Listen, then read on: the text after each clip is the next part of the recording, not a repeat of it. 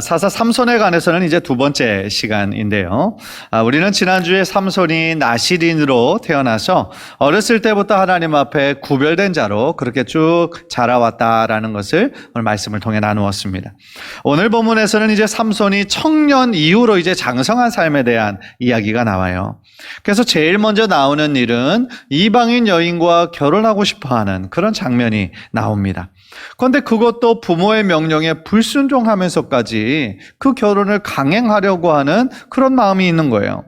그리고 14절의 후반부는 결혼식 잔치 중에 어떤 그 블레셋 사람들에게 낸 수수께끼가 발단이 되어서 블레셋 사람들 간에 어떤 그 접전이 일어나는 그러한 장면도 우리들에게 보여주고 있는 것이죠. 그런데 우리가 지난주에 살펴보았던 것처럼 나신인으로 헌신한다라는 것은 부모의 신앙도 필요한 것이고 또 하나 그 자녀의 순종이 필요한 일이에요. 그렇죠? 그 누가 어떤 것도 없어서는 안 되는 거죠. 부모가 그 아들을 하나님께 올려드리는 그 헌신의 표현이었는데 만약에 그 아들이 자라면서 나 안 할래, 왜 이렇게 제약이 많아, 하기 싫어, 그래버리면 또 그것도 안 되는 거잖아요. 그런데 이 삼손이 청년기에 이르기까지는 그 나신의 서원과 헌신을 잘 지켰던 것 같아요. 그래서 13장 24절을 보니까 아이가 자라매 여호와께서 그에게 복을 주시더니 그랬습니다. 그만큼 삼손이 이렇게 자라면서 나실인의 서원을 지키고 하나님 앞에 충성했다라는 거예요. 그래서 삼손이라는 존재가 부모에게 기쁨이 될 뿐만 아니라 또한 하나님께 기쁨이 되는 존재로 잘 자라고 있었다라는 겁니다. 그런데 실망스럽게도 이 삼손의 청년기 때 보여주는 모습은 어떻게 보면 참 믿음의 본이 된다기보다는 너무나 비윤리적인 모습들이 너무나 많이 드러나는 거예요. 부모님께 불순종하는 것도 그렇고요, 이방 여인과 결혼하는 것도 그렇고요, 나중에는 창녀를 가까이 하는 모습도 있고요, 또 드릴라에게 이용을 당해서 정말 그런 모습이 너무나 가관인 것이죠. 어떻게 보면 하나님께서 왜 이렇게 연약하고 실수가 많은 사람을 이 사사로 사용하셨을까라는 그런 질문도 생기게 한다라는 거예요. 그런데 생각해보면 지금까지 살펴본 사사 중에 완전하고 완벽한 사사는 한 사람도 없었어요. 다 인간적인 눈으로 한두 가지의 약점과 연약함이 있음에도 불구하고 하나님께서 그를 하나님의 목적에 맞게 훈련시키시고 연단시키시고 끝내 하나님의 도구로 사용하시더라는 것이죠. 그렇다면 오늘 본문에 나타난 이 삼손의 이야기를 통하여서 어떻게 보면 너무나 연약한 이야기고 약점 있는 이야기인데 이 이야기를 통하여서 우리가 배울 수 있는 또한 영적인 교훈은 무엇일까? 우리가 한번 귀 기울여 듣고 은혜 받고 단 한 가지라도 우리들의 마음판에 새기는 귀한 은혜의 시간이 되시기를 주님의 이름으로 간절히 축원합니다. 첫 번째로 우리는 삼손의 모습을 통해 뭘 배우냐면 이스라엘의 그 악한 모습을 상징적으로 이 삼손의 연약함을 통해 보여주고 있다라는 거예요. 그러니까 이 삼손의 비도덕적인 모습은 당시 이스라엘의 보통 사람들의 영적인 상태가 얼마나 심각했는지를 보여주고 있다라는 겁니다. 1절, 2절을 보면은요, 삼손이 딥나 지역에 내려갑니다. 거기서 한 블레셋 사람의 딸을 보고 그 여자와 결혼하겠다라고 이 부모에게 이야기하는 장면이 나와요. 물론 부모에게 결혼에 대해서 상의하는 것은 중요한 거죠. 그런데 그 여인과 결혼하겠다라는 이유가 3절 후반부에 나오는데 너무너무 단순한 거예요. 그 이유가 뭘까요? 내가 그 여자를 좋아하오니. 하나예요. 내가 그 여자를 좋아하오니. 그러니까 삼손이 그 여자를 선택한 이유가 자신의 눈에 보기에 마음에 든다는 거예요. 그냥. 그런데 이것은 당시에 이스라엘 백성이 결혼을 하는 데 있어서 특히 여인을 선택하는 데 있어서 그 여인의 신앙에 대해서는, 그 믿음의 집안에 대해서는 전혀 고려하지 않았다라는 것을 상징적으로 보여주고 있어요. 오직 안목의 정욕과 육신의 정욕을 충족시켜줄 만한 그러한 대상만을 찾았다라는 거예요. 결혼처럼 인생에 큰 중대한 일이 어디 있겠어요. 그런데 그처럼 중대한 일을 이 삼손은 너무 가볍게 생각하고 있었다라는 거예요. 특히나 삼손은 보통 사람이 아니잖아요. 나실인이잖아요. 나실인의 서원을 하나님께 드리고 그때까지 지켰던 사람인데 하나님께 특별히 구별받은 자로서 너무나 어울리지 않는 행동이었다라는 겁니다. 당시에 그 이스라엘 사람들이 이방 여자와 결혼하는 것은 율법에서 금지하는 거였어요. 모세의 율법이 이미 금지하는 거였어요. 그렇기 때문에 나실인인 그 삼손이 그 율법을 몰랐을 리가 없는 것이죠. 하지만 삼손은 그런 율법의 내용을 무시해버리고 그저 자신의 쾌락 그리고 자신의 정욕에만 급급했던 거예요. 그런데 이런 죄악은요, 이때뿐 아니라 사실은 한참 전이었던 노아의 때에도 이미 만연하고 있었던 죄악이었어요. 창세기 6장 2절을 보면 하나님의 아들들이 사람의 딸들의 아름다움을 보고 자기들이 좋아하는 모든 여자를 아내로 삼는지라. 노아의 시대 이야기예요. 하나님의 사람들은 누구와 결혼해야 되는 거예요? 믿음의 사람들과 결혼해야 되는 거죠. 그래서 그 신앙을 이어나가야 하는 의무가 있어요. 사명이 있어요. 그런데 그들은 그저 노아의 시대에도 이방인 여자의 그냥 외적인 아름다움에만 취해서 하나님께서 제정하신 결혼의 의미를 무시한 채 그렇게 살았다라는 거예요. 여기서 노아 시대뿐 아니라 삼손 시대의 그런 이스라엘 백성들이 범했던 죄가 뭐였겠어요? 하나님을 사랑하지 않고 세상을 더 사랑한 거예요. 그래서 하나님의 법을 자신의 생명처럼 지켜낸 것이 아니라 사사기의 전체 주제를 이루고 있는 구절처럼 그저 자기 소견에 보기에 좋은 대로 행하였던 거예요. 하나님의 법이 자신의 인생의 기준이 되어야 되는데, 말씀이 내 삶의 기준이 되고 거룩한 잣대가 되어줘야 되는데, 뭐가 자신의 기준이 된 거예요? 각자 소견에 좋은 대로. 뭐예요? 자기 기준이, 자기 삶의 기준이 되고 자기가 신의 위치에 서버렸다라는 거예요.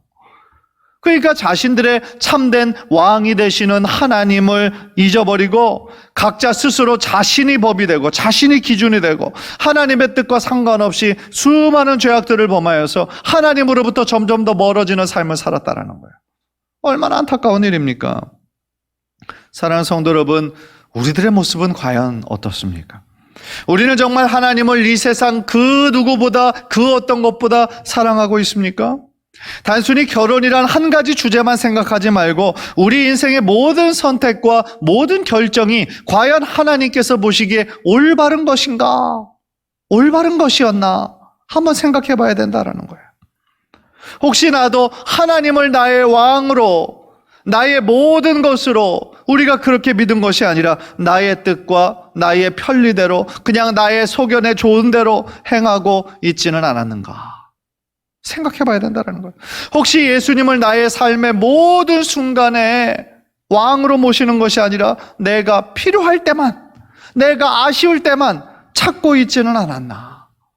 만약에 그런 적이 있다면 하나님 앞에 철저히 회개해야 된다라는 거예요. 이 세상에 완전한 사람은 없습니다.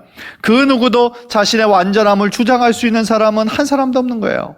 그래서 로마서 3장 10절에 의인은 없나니 하나도 없으며 그랬죠. 로마서 3장 23절에는 모든 사람이 죄를 범하였음에 하나님의 영광에 이르지 못하더니 그랬어요. 그러니까 하나님 앞에서 봤을 때 의인이라 칭할 만한 사람은 단 한 사람도 없다라는 거예요. 우리 스스로 우리의 힘으로 구원받을 수 있는 사람은 한 사람도 없었다라는 거예요. 따라서 우리들 모두에게 필요한 것이 뭐예요? 바로 예수님의 십자가의 은혜예요. 이렇게 연약하고 부족한 사람을 하나님의 자녀 삼아주시고 조건 없이 사랑해 주시는 그 은혜가 얼마나 크고 놀라운 거냐는 거죠. 특별히 우리는 최근에 코로나 팬데믹의 그런 현상과 또한 그 수해와 홍수의 그런 참혹한 현장들을 뉴스를 통해 바라보면서 우리가 얼마나 연약한 존재인지, 우리가 얼마나 주님의 은혜가 필요한지를 점점 더 깨닫게 되는 거예요. 인간의 과학이 발전하고 의술이 발전하면서 인간의 힘으로 모든 것을 해결할 수 있다라고 자만했던 그런 인간들의 모습에 얼마나 이것이 큰 타격이겠어요. 그죠? 자연의 재해도 인간의 힘으로 막을 수 있는 것이 없어요. 그런데 자연의 거대한 힘도 우리가 하나도 막지 못하면서 어떻게 이 자연 만물을 주관하시는 하나님을 대적할 생각을 하겠어요? 사랑하는 성도 여러분, 우리는 오늘 이 삼손의 이야기를 통해서 당시 이스라엘이 얼마나 범죄하였는지, 보통 이스라엘 백성들의 영적인 상태가 얼마나 심각했는지, 얼마나 하나님으로부터 멀어졌고 각자 자신의 소견대로 살았는지를 우리들에게 말씀해 주고 계시는 거예요. 어렸을 때부터 나신으로 태어나 그렇게 청년 때까지는 자랐었지만, 삼손이었지만 그도 역시 너무나 연약하여 이렇게 쉽게 넘어지는 모습을 우리는 깨닫게 되는 거예요. 한 절에 바라기는 우리도 역시 죄악에 넘어질 수 있는 그런 자들이라는, 연약한 자들이라는 것을 늘 기억하고 평상시에 넘어지지 않도록 늘 경건의 훈련에 힘쓰는 저와 여러분이 되시기를 주님의 이름으로 간절히 축원합니다. 두 번째로 깨닫는 것은요, 결국 모든 것이 하나님의 은총이고 하나님의 은혜였다라는 거예요. 왜 그러냐면 삼손의 이런 윤리적인 결함과 잘못에도 불구하고 그를 구원의 도구로 사용하셔서 그의 모든 활동을 통하여 블레셋의 손에서 건져내셨기 때문인 것이죠. 이것은 정말 하나님의 전적인 은혜 아니고서는 불가능한 일이었다라는 거예요. 이것을 통해서요, 사사기 전체의 초점이 어떤 영웅적인 사람 한 사람의 행위에 달린 것이 아니라는 것을 우리는 다시 한번 배우게 돼요. 그래서 한 사람에게 초점이 있는 것이 아니라 오직 하나님께 그 초점이 있다라는 거예요. 왜냐하면 어떤 사람의 영웅적인 행위에 집중하게 되면 어떨까요? 하나님의 영광이 가리워지는 것이잖아요. 또한 하나님의 능력과 도우심으로 어떤 기적이 일어났습니다. 그렇다고 할지라도 그것으로 인해서 쉽게 넘어지고 자만할 수 있는 것이 바로 인간이기 때문에 그렇다는 것이죠. 그래서 실수 많고 넘어지기 쉬운 인간이지만 하나님의 권능을 보여주심으로써 도저히 자격 없는 자에게 조건 없이 부어지는 하나님의 전적인 은혜요 인도하심이 바로 이 사사기에 나오는 그런 하나님의 일하심이라는 것이죠. 따라서 이처럼 연약한 사람들을 통하여서 하나님의 뜻을 계시해 주시고 하나님의 권능의 도구로 사용해 주신다는 그 사실이 다시 한번 모든 것이 정말 은혜구나 라는 것을 깨닫게 되는 거예요. 가끔씩 우리 생각에 왜 하나님께서 저런 사람도 사용하시나 그런 생각이 들 때가 가끔 있어요. 우리는 생각할 때에 참 불완전한 사람 같은데 라는 생각을 하기가 쉽지만 하나님께서는 그 연약함을 통하여서 하나님의 강함을, 하나님의 완전함을 드러내신다라는 것이죠. 4절을 보세요. 4절.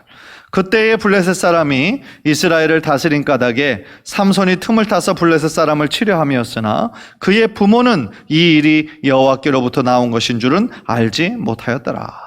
이것이 참 중요한 구절인데요. 삼손의 의도가 무엇이었는지 우리들에게 보여주고 있어요. 그러니까 삼손의 의도는 뭐냐면 블레셋을 치려는 것이 그의 목적이었어요. 그래서 결혼도 블레셋 사람과 결혼해서 일단 화친한 다음에 그렇게 위장해서 블레셋을 칠 기회를 엿보고 있었다라는 것이죠. 그것이 삼손의 목적이었어요. 그런데 우리가 반드시 기억해야 되는 것은 뭐냐면 아무리 좋은 목적이었다고 할지라도 그 목적이 어떤 수단을 정당화하지는 않는다라는 거예요. 다시 말하면 삼손의 원래 목적이 블레셋을 치려는 거였다고 할지라도 그것이 하나님께로부터 나온 계획이었다 할지라도 중요한 것은 삼손이 그 목적을 이루기 위해서 블레셋 여인과 결혼할 필요까지는 없었다라는 거예요. 무슨 이야기냐면 블레셋 사람과 화친하기 위해서 블레셋 여인과 결혼하여 블레셋을 치려고 하는 것은 하나님의 명령도 아니었고 하나님의 뜻도 아니었고 그것은 오직 그냥 삼손의 의지였던 거예요. 왜냐하면 하나님께서는요 잘못된 방법을 사용하면서까지 하나님의 선한 일을 이루지 않으세요. 세상에선 그렇죠. 어떤 목적이 있으면 그것을 이루기 위해서 수단 방법 가리지 않고 그것을 해요. 그러면 이것을 이루었으니까 수단 방법은 그냥 정당화가 되는 거예요. 그게 세상이에요. 그래서 모든 비윤리적인 아주 그냥 정말 해서는 안 되는 그런 일들 모든 수단을 다 동원해서 어떤 일을 만들어내잖아요. 그런데 하나님의 일은 그렇게 해서는 안 된다는 거예요. 하나님께서 보시는 거는 이 결과가 이루었으니까 그 수단과 그런 거는 나는 신경 안 쓴다. 그게 아니라 하나님의 일은 하나님은 선하신 분이시기 때문에 그것을 이루는 모든 수단과 방법도 하나님의 선을 이루고 하나님께 영광을 올려드리는 것이 되어야지 단순히 어떤 목표물을 만들어내기 위해서 그냥 나의 열심과 비인간적인 그런 방법으로 해서는 안 된다라는 것이죠. 오히려 하나님의 영광을 가리우게 된다라는 거예요. 그렇게 되면. 따라서요, 삼손의 그 부모가 얘기했던 것처럼 그 삼손은 이방 여인과 결혼해서는 안 되는 거였어요. 더욱이 삼손은 나실인이었잖아요. 하나님께 헌신한 사람이었잖아요. 그래서 다른 이방 여인과 결혼할 것을 금지하는 율법에 다른 사람들보다 더 충실해야 됐는데 이 삼손은 그냥 어떤 목적이 좋다라고 해서 그 자신이 그렇게까지 안 해도 되는 수단을 자신의 그런 쾌락의 목적으로 사용해버렸다라는 것이죠. 사랑하는 성도 여러분, 하나님의 일을 하는 데 있어서는 목적과 수단도 하나님께서 보시기에 합당한 것이어야 된다라는 거예요. 꼭 기억하셔야 돼요. 예를 들어요, 그 전에 어떤 좀 황당한 일이 있었냐면, 제가 미국에 있을 때 이제 뭐 아주 가까운 그런 분은 아니지만 그냥 다른 데서 이렇게 들은 얘기예요. 어떤 목회하는 한 분이 라스베가스 가는 거를 그렇게 좋아하는 분이 있었어요. 참, 라스베가스는 도박의 도시잖아요. 그런데 이제 물론 저도 가보긴 했어요. 이제 그냥 관광으로. 거기 뭐 이제 화려하니까, 볼 게 많으니까. 한 두세 번 정도 가보긴 했었지만. 근데 이제 이 목사님은 라스베가스 가는 걸 즐겨 한다라는 게 그냥 이게 땡기는 걸 좋아해가지고, 이렇게. 예.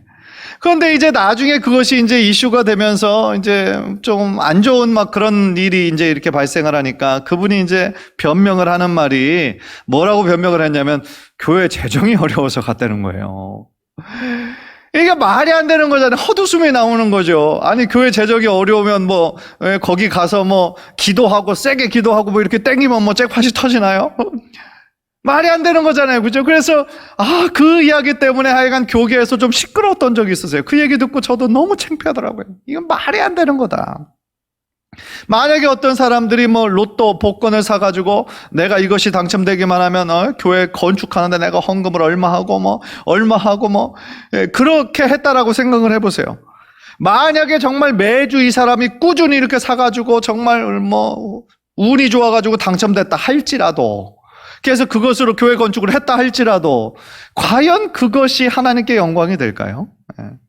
그러니까 어떤 목적, 어떤 것을 이루기 위한 것이 목적이 아니라 사실은 하나님의 방법은 그 모든 것을 이룸에 있어서 하나님께 영광이 되고 하나님의 기쁨이 되는 것을 해야지. 그렇죠? 그러니까 자신의 어떤 인간적인 목적을 위해서 자신의 모든 방법을 인간적으로 동원하려고 하는 거, 그거는 하나님께서 보시기에 영 아니라는 것이죠. 그런데요, 삼손의 이런 불완전함에도 불구하고 하나님께서는 삼손을 하나님의 구원의 도구로 사용하신 거예요.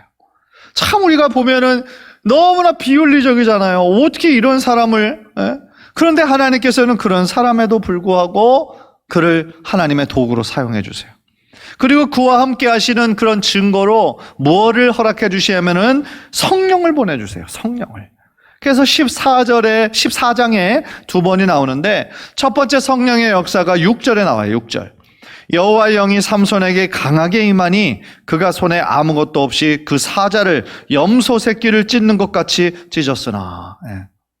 당시 이 팔레스틴에는 사자가 가끔씩 출몰했다고 그래요. 자주 출몰을 했다는 거예요. 그래서 포도원에 이제 어떤 굴을 파고 있는 그런 여우들 사냥하려고 이렇게 으슬렁으슬렁 자주 내려왔다라는 거예요. 그런데 삼손은 이 동물의 왕이라고 할 수 있는 사자, 뭐 동물 중에 왕이잖아요. 힘이 엄청나잖아요. 사자의 뭐 앞발에 맞기만 하면 다 사망이잖아요. 그런데 그런 사자를 맨손으로 찢어 죽였다라는 거예요. 그러니까 그 정도로 하나님의 영이 임해서 삼손에게는 어떤 능력이 있었던 거예요? 괴력, 엄청난 힘을 하나님께 은사로 받았다라는 것이죠. 그리고 14장 마지막 부분에 또 한 번 하나님의 영이 임해서 삼손을 감동시킨 일이 있었어요. 19절을 보세요. 여호와의 영이 삼손에게 갑자기 임하심에 삼손이 아스글론에 내려가서 그곳 사람 30명을 쳐 죽이고 노략하여 수수께끼 푼 자들에게 옷을 주고 심히 노하여 그의 아버지의 집으로 올라갔고. 이 이야기는 우리가 본문들을 읽지는 않았어요. 왜냐하면 좀 길어서. 그런데 대략적으로 설명하면 뭐냐면 이 블레셋 여인과 결혼을 이제 하려면 결혼식을 해야 되잖아요.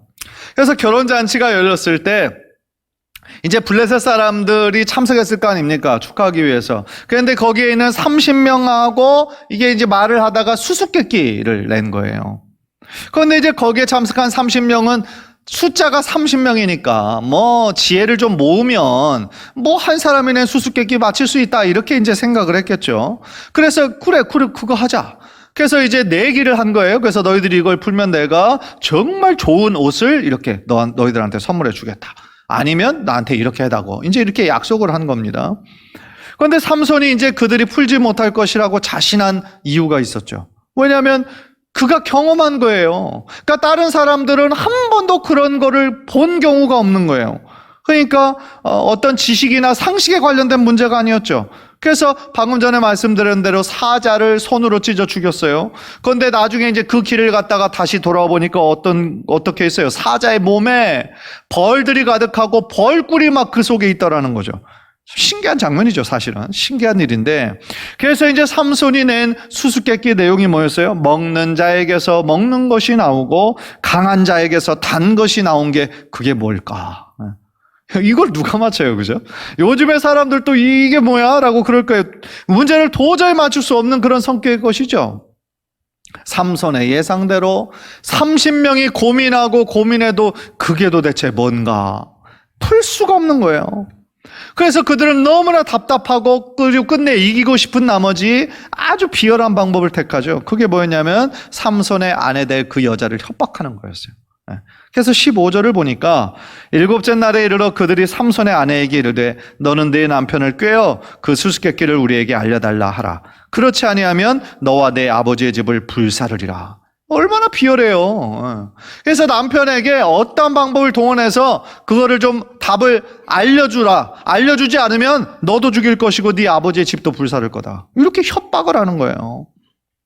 따라서 이제 그들의 위협을 당한 아내가 이제 속으로만 너무 끙끙 앓다가 두려움에 빠져가지고 그 남편 될 삼손에게 막 애원을 하는 거죠. 그런데 뭐 한 번, 두 번 애원했을 때 삼손이 안 알려주잖아요. 안 알려줍니다. 그런데 그냥 이것이 매일매일 간청을 하니까 삼손이 참을 수가 없는 거예요. 견딜 수가 없는 거예요. 그래서 그 수수께끼의 답을 이야기해버려요, 아내에게. 그래서 그날 밤에 이 성읍 사람들에게 이 여인이 그것을 알려주게 되고 그것으로 이제 이 블레셋 사람들이 그 해답을 맞추니까 삼손이 나중에 어떻게 된 거를 알아버린 거죠. 그래서 그냥 분노에 휩싸여 가지고 그 블레셋 사람들을 다 죽인 그런 사건이 일어나는 거예요. 사실은 그 30명이 먼저 규칙을 위반한 거예요. 그죠? 먼저 규칙을 위반하기 때문에 굳이 뭐 약속했던 선물을 줄 필요가 없었을 거예요. 그런데 블레셋 사람들에 대한 증오심이 막 있으니까, 증오심이 이글거리니까 그들을 죽이고 탈취한 옷을 그냥 다른 블레셋 사람들에게 줘버리는 거죠. 그래서 그들을 모욕했던 거예요, 이 블레셋 사람들을. 따라서 성령께서 함께 하셨다라고 하는 것이 하나님의 그 뜻, 블레셋 사람들, 그러니까 지금 그 기드온은 미디안의 그런 동족들에게서 구원해내는 것이었고 이 삼손의 때는 블레셋 사람들이 이스라엘 동족들을 계속 괴롭히고 있었던 것이죠. 그래서 하나님의 뜻은 사사를 들어서 블레셋 사람들, 블레셋 군사들을 무찌르는데 하나님의 뜻이 있었던 것이죠. 그래서 블레셋 사람들을 무찌르는데 하나님의 뜻이 있던 것과 이 삼손의 의분과 그것이 맞아서 이러한 일을 행할 수 있었다라는 거예요. 사랑하는 성도 여러분, 우리는 오늘 본문에 나타난 이 삼손의 이야기를 통하여서 윤리적으로 보았을 때나 신앙적으로 보았을 때나 삼손은 그다지 우리가 존경할 만한 사람이 아닌 것 같아요. 훌륭한 사람 근처에도 못 가는 사람인 거예요. 그런데 그런 사람을 하나님께서 한 시대에 도구로 사용하시다라는 사실이 어찌 언뜻 생각하면 참 이해가 되지 않아요. 그러나 중요한 것은 뭐예요? 하나님의 뜻과 하나님의 섭리는 우리들의 생각과 우리들의 머리를 벗어나는 거예요. 우리들의 생각과 하나님의 생각은 다른 거예요. 그것이 하나님의 섭리인 거죠. 그래서 우리들의 생각을 초월하시는 거예요. 우리가 전혀 상상할 수 없는 일을 통하여서도 하나님은 하나님의 일과 하나님의 역사를 이루어내시는 분이 바로 우리가 믿는 하나님이시다라는 거예요. 그래서 우리의 약점과 우리의 허물마저도 하나님의 손에 붙잡히기만 하면 우리의 불완전함이 바뀌어서 하나님의 도구로 사용될 수 있다라는 것입니다. 간절히 바라기는 오늘 우리가 정말 하나님의 이 말씀 붙잡고 기도할 때에 주여 나의 연약함, 나의 불완전함 하나님 가장 잘 아시잖아요. 하나님께 나의 삶을 맡깁니다. 나의 불완전함을 통하여서 하나님의 완전함이 하나님의 지혜가 드러나는 삶을 살기를 원합니다.